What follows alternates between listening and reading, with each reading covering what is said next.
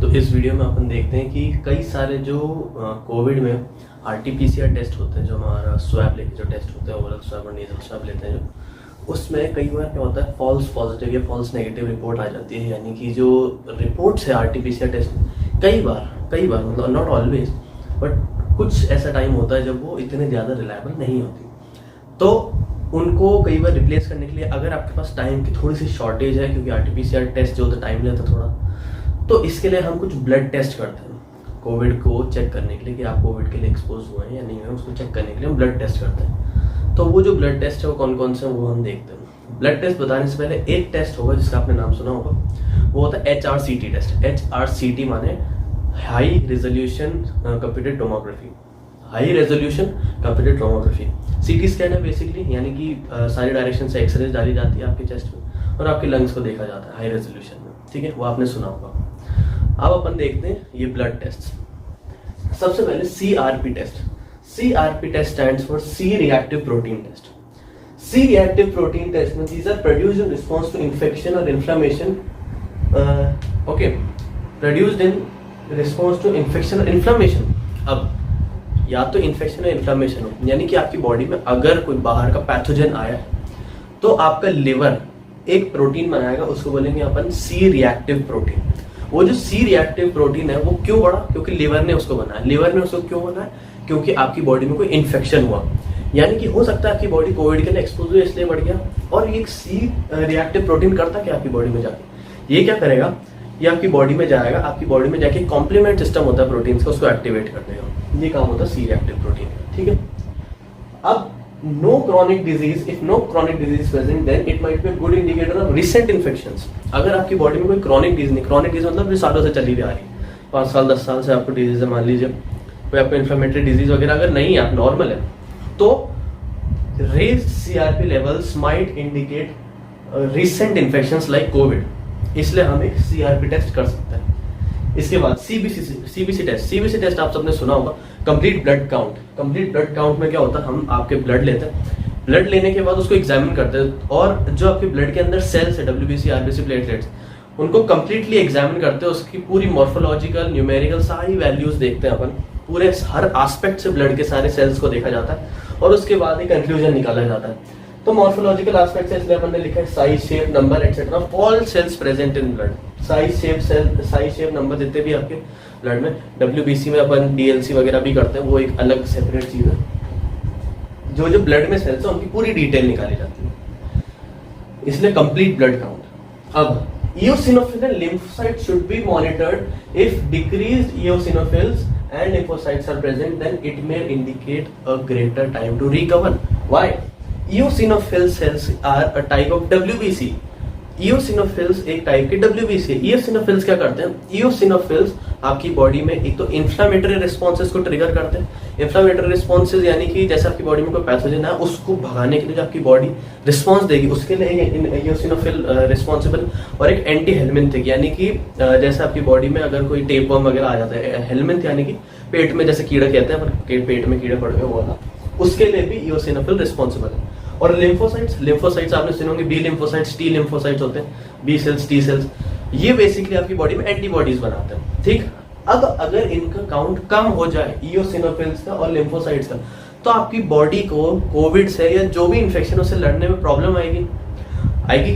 अगर उनसे लड़ने में प्रॉब्लम आएगी यानी उससे लड़ने में मुश्किल होगी, तो इसका मतलब क्या है, ज्यादा टाइम लगेगा रिकवर करने के लिए, इनको ज्यादा टाइम चाहिए लड़ने के लिए उससे, ठीक है।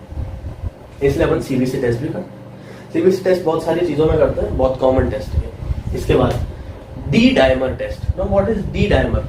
D प्रोटीन या D डायमर एक जैसे हम एक प्रोटीन होता है ब्लड क्लॉटिंग में, आपने अगर देखा भी पढ़ा हो या कभी ब्लड क्लॉटिंग का आपने मैकेनिज्म देखा हो, तो एक प्रोटीन होता है फाइब्रिन डिग्रेडेशन प्रोडक्ट है। फाइब्रिन डिग्रेडेशन प्रोडक्ट क्या होता है, जैसे आपके ब्लड क्लॉट्स बनते हैं ना, तो उसमें एक फाइब्रिन नाम का प्रोटीन होता है जो आपके ब्लड क्लॉट्स को एक मेशवर्क टाइप बनाता है, वो उसको कहते हैं फाइब्रिन। अगर वो फाइब्रिन का हम डिग्रेडेशन करते हैं, भाई हमारी बॉडी में क्लॉट्स बन गए, क्लॉट्स बनने के बाद वो डिसॉल्व हो गए, वो डिसॉल्व होने के बाद जो क्लॉट का रेमिनेंट बचा, उन रेमिनेंट्स में से एक रेमिनेंट है D डायमर।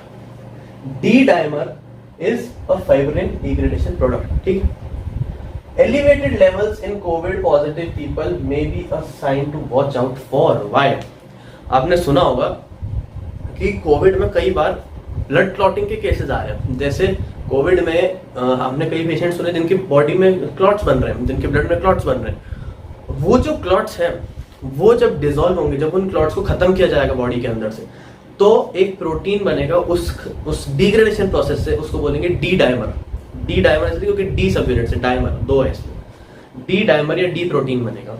ठीक है, तो अगर एलिवेटेड लेवल से डी डाइमर के नॉर्मल से ज्यादा लेवल है तो इसका मतलब बॉडी में कहीं ना कहीं क्लॉट फॉर्मेशन हुआ है, और दिस में भी अ साइन ऑफ कोविड कि अगर बॉडी में बहुत ज्यादा क्लॉट्स बने हैं तो इसलिए हम डी डाइमर टेस्ट भी करते हैं। इसके बाद LDH test. LDH stands for lactate dehydrogenase.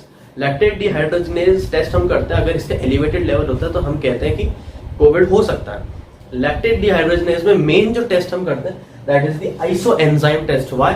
आइसोएंजाइम्स क्या होते हैं? एक ही एंजाइम्स के बहुत सारे फॉर्म होते हैं with a slight change in structure. Enzymes are basically proteins. Enzymes में अगर स्लाइट चेंज कर दिया जाए, बहुत स्लाइट चेंज, लेकिन एंजाइम सेम रहे और फंक्शन सेम रहे, तो उसको कहते हैं आइसोएंजाइम। एक जैसा काम करने वाले एक जैसे एंजाइम्स, बस स्ट्रक्चर में थोड़ा सा फर्क है, उसको बोलते हैं आइसोएंजाइम टेस्ट। ये जो आइसोएंजाइम टेस्ट है इसमें हम क्या डिटेक्ट करते हैं? आइसोएंजाइम टेस्ट में हम डिटेक्ट करते हैं कि इन एलडीएच के 5 आइसोएंजाइम्स होते हैं, इन 5 में से नॉर्मल लेवल से ज्यादा बढ़ा हुआ या ज्यादा कम कौन सा आइसोएंजाइम है? तो यूजुअली ब्लड में सबसे ज्यादा LDH2 नाम का एक आइसोएंजाइम होता है, LDH2। लेकिन कई सारे इन्फ्लेमेटरी केसेस में जब आपकी टिश्यू डैमेज होने लगती है, टिश्यू डैमेज होती है, तब LDH1 में राइज हो सकता है, बाकी LDH में राइज हो सकता है, बाकी आइसोएंजाइम लेवल्स में। तो वो इंडिकेट करता है कि कुछ ना कुछ प्रॉब्लम है। क्यों है? क्योंकि नॉर्मल से कोई डिफरेंट आइसोएंजाइम प्रेजेंट है ब्लड में जो normally isoenzyme present that is LDH2। अगर LDH2 के अलावा कोई है तो जो दूसरी टिश्यू का आइसोएंजाइम है वो अब ब्लड में आने लगा है। वो ब्लड में क्यों आ रहा है? वो ब्लड में इसलिए आ रहा है क्योंकि वो टिश्यू डैमेज हो रही है, और जो डैमेज होने के बाद सेल फट के जो एंजाइम निकला है वो ब्लड में जा रहा है। इसका एक एग्जाम्पल बताता हूँ।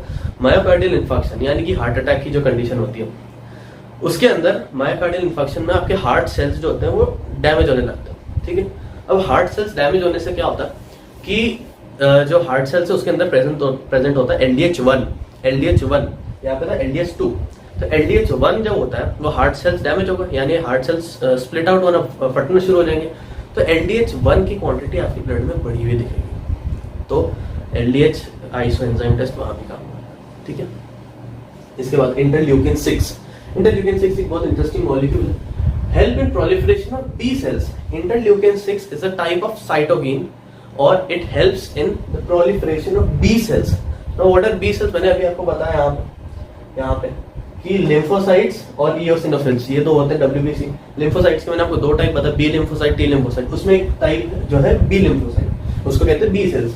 तो बी सेल्स को प्रोलिफरेट करता है, यानी बढ़ाता है। कैसे? क्यों? IL-6 found in patients with inflammatory और autoimmune disease like rheumatoid arthritis. अगर इन्फ्लेमेटरी या कोई क्रोनिक डिजीज जैसे रूमेटॉइड आर्थराइटिस, रूमेटॉइड आर्थराइटिस में क्या होता है कि आपके जो जॉइंट्स है उसकी जो साइनोवियल मेम्ब्रेन है that starts to dissolve inflammatory responses की वजह से। पेनस पार्टिकल्स, वो बहुत लंबा मैकेनिज्म मुझ पड़ी। तो इन सब डिजीज में IL-6 लेवल बढ़ जाते हैं। ठीक है, अब ये और कब बढ़ सकते हैं? दीज में rise in infections like Covid और लोकल इन्फेक्शंस, यानी कोविड में भी IL-6 लेवल बढ़ सकता है, इसलिए हम IL-6 टेस्ट करते हैं। अगर IL-6 बढ़ा हुआ आ रहा है that may be an indicator of Covid.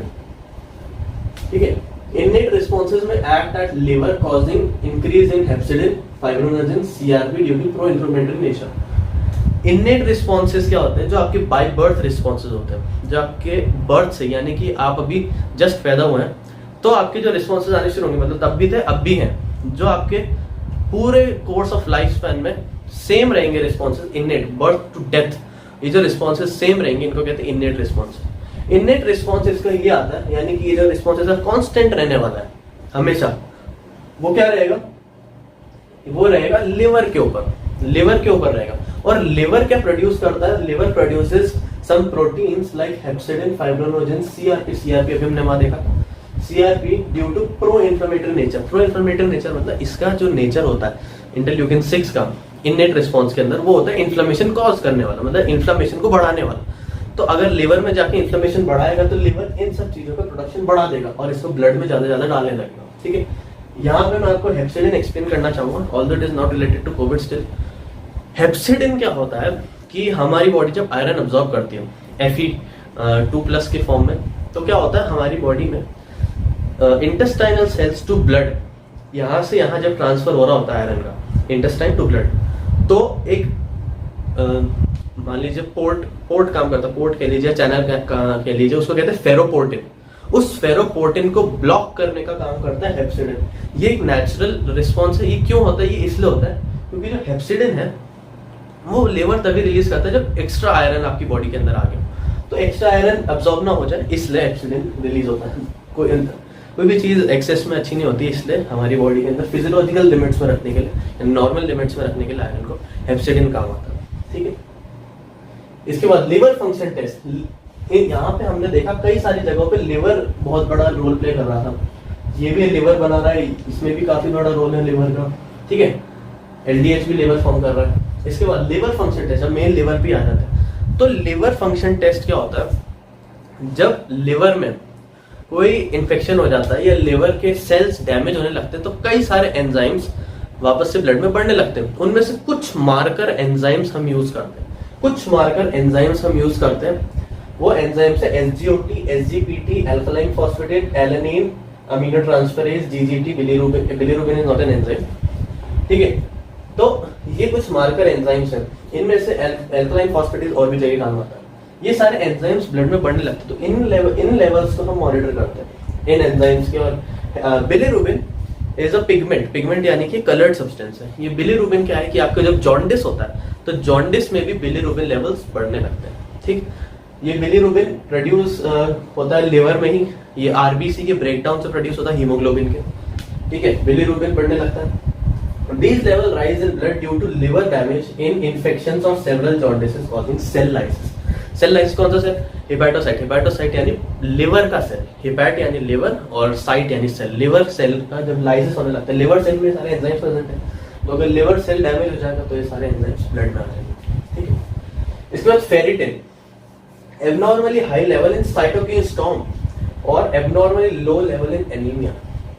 Cytokinin storm में abnormally high levels of ferritin मिलते हैं। साइटोकिन स्टॉर्म भी discussed in our last to last video, पिछले से पिछले वीडियो में साइटोकिन स्टॉर्म हमने डिस्कस किया, उसको देखिएगा जाके।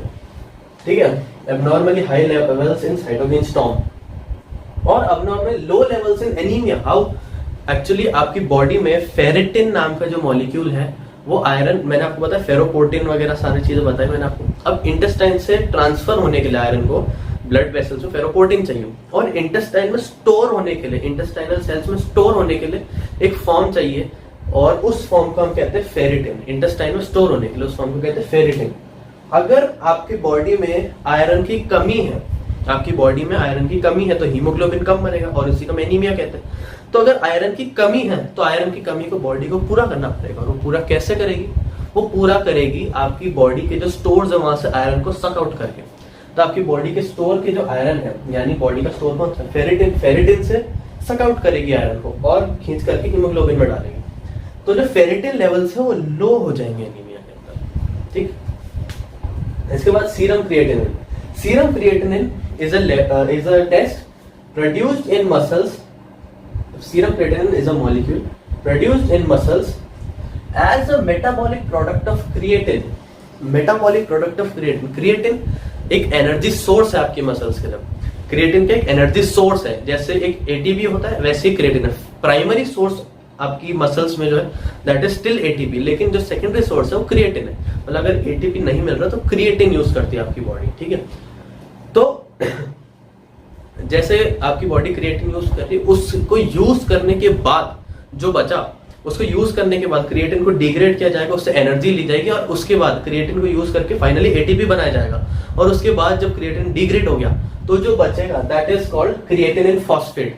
और उस क्रिएटिनिन फॉस्फेट को जब ब्लड में मेजर किया जाता है तो उसको कहते हैं सीरम क्रिएटिनिन लेवल। उसका लेवल जो ब्लड में होता है उसको कहते हैं सीरम क्रिएटिनिन, ब्लड में या सीरम में। ठीक है, blood minus the blood cells minus the clotting factors from blood is called serum. ठीक है, सीरम क्रिएटिनिन। अब इसकी स्पेशलिटी क्या है?